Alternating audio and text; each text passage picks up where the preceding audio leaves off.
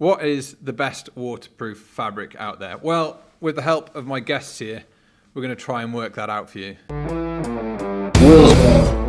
Right, I've got my two colleagues here. I've got Giles on my right, I've got Jordan on my left. Guys, straight off the bat, one-word answer here. What do you think is the best waterproof membrane out there? Gore-Tex Pro. Gore-Tex Pro. And for me, FutureLight. FutureLight, okay. I'm a bit undecided. I'm a big fan of Polartec NeoShell, so let's break things down and we'll see if we can come to a conclusion altogether. So, right, Jordan, tell me, what have you been using FutureLight for? Yep, so I first got my FutureLight jacket out in Zermatt, where I sort of tried to keep up with big mountain skier and UIAGM mountain guide Sam Antomatin in his sort of home resort. And yeah, I really felt the breathability and the stretch of FutureLight out there while we're touring in the high alpine. I then took it out to Scotland, where I actually got some good conditions out in Scotland, like really nice weather. So I didn't get the full-on Scottish rain, but I got some nice conditions out there, ski touring. And then again, I brought it back out to the Alps, where I went to Teen, more touring in the high alpine. So I guess the main point for FutureLight would be that you can put the jacket on at the start of the day and leave it on throughout the whole day. Right. And that's most clear when obviously it's fine in sort of very clear weather days when it's cool and calm. You don't really have to strip too many layers off when you're ski touring. But say when the temperature spikes and the temperature's rising throughout the day, you really notice it. I saw when I was ski touring with people, they were stripping all of their layers off to just be in like their base layer. But I could just wear my FutureLight jacket totally fine, and it kept me protected for when it did start raining that day. Okay. I guess the numbers would suggest that the North Face FutureLight is the most breathable waterproof membrane out there. They haven't actually given the figures, concrete figures basically, but people are suggesting that the moisture vapor transmission rate is somewhere around about 75,000, which is phenomenal. I mean, to put it into context, something like Polartec NeoShell is believed to be around 30,000 MVTR. So there's quite a phenomenal gap there, isn't there? Yeah, exactly. I mean, okay, yeah. So whether FutureLight is the most breathable, would you say it's the most durable? I'd maybe not say it's the most durable. Giles is about to talk about Gore-Tex, obviously, which I do think still trumps it. And saying that, I've only had the jacket for around 4 months now, so I haven't given it the full durability test. Again, you're going to speak about Polartec NeoShell soon, but I would say for sure it's more durable than NeoShell. Okay, well, thank you very much, Jordan. Well, Giles, we've had you sat in the corner keeping quiet. Let's bring you into this. So, I mean, what have you been using Gore-Tex Pro's most rugged for then? So I was out at the launch of the new Gore-Tex Pro technology in Banff in October last year. So this year, 2020, is going to be the first year that Gore-Tex Pro has updated its line. And the biggest news that it's got in its update is that instead of just it being Gore-Tex Pro, it is now Gore-Tex Pro Most Rugged, Most Breathable, and Stretch as well, which it's going to add a lot of versatility to the product line, and it is also going to add a lot of value to brands that can mix that fabric up, put it in different places. Say, for example, this jacket is Gore-Tex Pro Most Rugged on the sort of body and the arms, and then the back has the stretch. So you can really sort of, as you stretch the back panel out, then that's where that sort of stretch comes into play. I think that's going to be probably the most exciting part of it, you know, whereas FutureLight very much it's all FutureLight, whereas the Gore-Tex different panels are going to be made up of the different technology, which I think is pretty cool. Can I just butt in there with that one? So yeah, you obviously said FutureLight is just FutureLight, but I guess the beauty with FutureLight and the beauty with nanospinning is that you can create different thickness of membranes. So they can actually adjust the stretch and the thickness, i.e. the breathability, of every different membrane. That's how they make such a breathable fabric with their Flight series, yet a more durable membrane with they make a more durable membrane with their steep series. So in the same way, it can also be altered with FutureLight too. Well, Giles, you've had experience with both fabrics, haven't you? You've used Gore-Tex Pro Most Rugged, and you've used the new FutureLight. Can you say a little bit on how you found the comparison?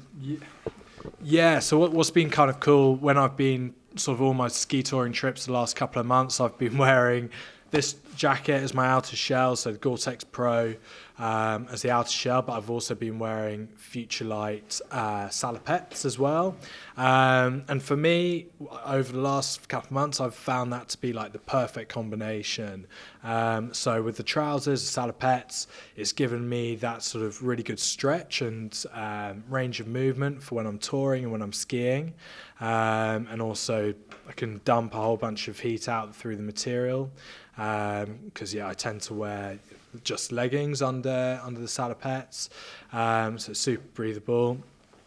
And then also wearing this shell on top, which is awesome because it's like, it just feels bomb-proof. As soon as you put the jacket on, it feels like you're just blocking all the weather out. Well, I want to say a little bit about Polartec NeoShell, which is what I'm wearing at the moment. So NeoShell is, I think they call it themselves, the original most breathable waterproof membrane. It's got an MVTR of 30,000 or something, and so that's the measurement of its breathability. And then its waterproofness is something like 10,000 millimeters hydrostatic head. So Polartec NeoShell had been around for years as the most breathable waterproof membrane, but by the sounds of it, it looks like with the arrival of, say, FutureLight, it might have been pipped to the top. If you're looking at eco-friendliness, I think that's probably an important thing to talk about. With the likes of the North Face's FutureLight, when that came along, that really broke some new ground in terms of sustainability, didn't it? Yeah, so I believe the North Face have been able to create FutureLight by using 70% recycled materials, which, although obviously it's not 100%, I think it's sort of starting to, raise the bar now for other companies, i.e. Gore-Tex, to sort of come along and try to sort of match that or even beat it. Because the actual membrane that FutureLight uses is made out of a PU, like Polartec NeoShell as well, and I think Outdoor Research is AscentShell. And the benefit that has is that a PU doesn't. It's different to the likes of Gore-Tex Pro's PTFE, which contain something similar to PFCs, which have been found to be persistent in the environment. And Giles, how much do you know about the kind of eco-friendly side of Gore-Tex Pro? Is that something you're familiar with? Yeah, I think something that I found impressive with Gore-Tex Pro is that they've moved to a solution-dyed backer, and in that process it means that you're using a lot less water and also reducing your emissions massively. And when you think about how much backing material there is across all of their products, then it's a really positive move. I think I've heard that they've managed to get rid of 50% of PFCs from their line, haven't they, Gore-Tex? Yeah, and right, yeah. What the aim is to get rid of them altogether by what? 2023. 2023. So the not too distant future. Hopefully, we'll see Gore-Tex without any PFCs whatsoever. There's one waterproof, or at least kind of highly water-resistant fabric that we haven't talked about, and I think deserves to be talked about, and that's Paramo. I've got quite a lot of experience using that. I've cycled for a whole day in pouring rain in it and stayed completely dry. I found that actually it's quite long lasting as well. Basically, if you buy a Paramo jacket, it's like a family heirloom. It will last forever. And if we're talking about eco-friendliness, that probably pips the lot of them, doesn't it? It lasts a long time and doesn't rely on any kind of plastics in the membrane or any nasty chemicals. It's just a wax treatment. Have either of you got any experience of Paramo yourselves? No, none whatsoever. I've seen it a lot in the Highlands. The Scottish swear by it, and obviously, if it works in the Highlands, then I can imagine it will work wherever. But to me, in a ski touring point of view, I think it's too heavy to be and too restrictive in that it's it's so heavy that you can almost not layer underneath it. So it wouldn't work in a traditional layering system. Okay. Didn't you stand under a waterfall in your Paramo jackets? So yeah, that's an episode of Wales World to come. I wanted to test out to find out whether it is fully waterproof, essentially. And as soon as I got underneath the waterfall, well, actually, no, I'm not going to ruin the surprise. But let's just say Paramo isn't fully waterproof. If we're talking about waterproof jackets, then it's going to be the likes of North Face's FutureLight here, Gore-Tex Pro here, Polartec NeoShell with a 66 degrees north jacket, and then things like Event and Outdoor Research's AscentShell. So one we've missed. Yeah. Barber's wax jacket. Barber's certainly eco-friendly, but Very, yeah. I'm not sure I'd want to be caught on top of Helvellyn in a nice long down to the knees Barber jacket. Well, okay, so I think to summarise for that, what are our learnings from this? I think what we could say is that if we're talking best all-round waterproof membrane, Jordan's argument for the North Face's FutureLight was pretty convincing. I think the points you've made, it offers everything that Polartec NeoShell has offered and more. Yeah. So it's kind of pipped it, unfortunately. I've always been a big fan of Polartec NeoShell, but the North Face's FutureLight has come in and kind of built on everything that Polartec NeoShell did. What remains to be seen, though, is the durability of it. And, you know, with that in mind, Giles, would you still fight the corner of Gore-Tex's most rugged? Yeah, I think it's really interesting, and I think it's a good point you raise about different brands producing waterproof technology slightly differently to one another. I think that's really, really good. I think if all brands were producing the same type of kits, things would get pretty stale pretty quickly. But I think what's really interesting about what we've discussed today is that I don't think there's one winner, and I don't think you can say that there's, this brand or this membrane is the best. I honestly believe that there's a different tool for every job.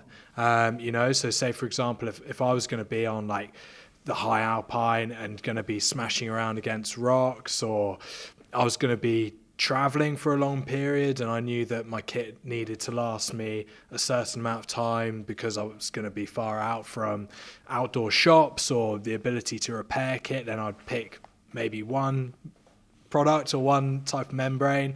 But if I was, say, for example, if I was racing, trail running, then I might go for another one. I'm not going to say which one's where. I think you can sort of make up your own mind.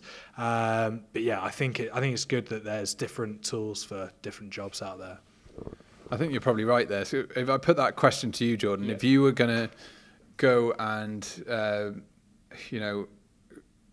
go on a mountaineering expedition where there's lots of rock, lots of ice, would you be happy using North Face's FutureLight?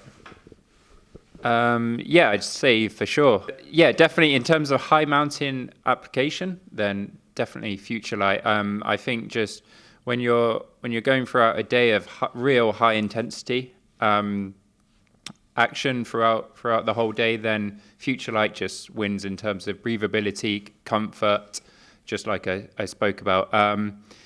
Saying that if I was to spend maybe a week in the Scottish Highlands, I'd probably start looking towards Gore-Tex, because I just know Gore-Tex is proven through and through that it's the best protection in terms of pure waterproof protection. I think if I was to stand in the Highlands for a week or walk about in the Highlands for a week, then you're obviously going to get some really bad weather, and that's where you want the full protection of Gore-Tex. Okay, I think hopefully we've balance, there's quite a bit of balance there. We've got one side fighting for FutureLight, one side fighting for Gore-Tex Pro and Barber jackets. So hopefully you'll have some takings from that, and we might have answered some questions from you. If you have any questions that you'd like us to answer, just stick them in the comments below and we'll see what we can do. But all that's left to do is say thank you to Jordan for coming along. Thank you to Giles for fighting the corner for Gore-Tex Pro. And thank you for watching. Be safe out there. Good night.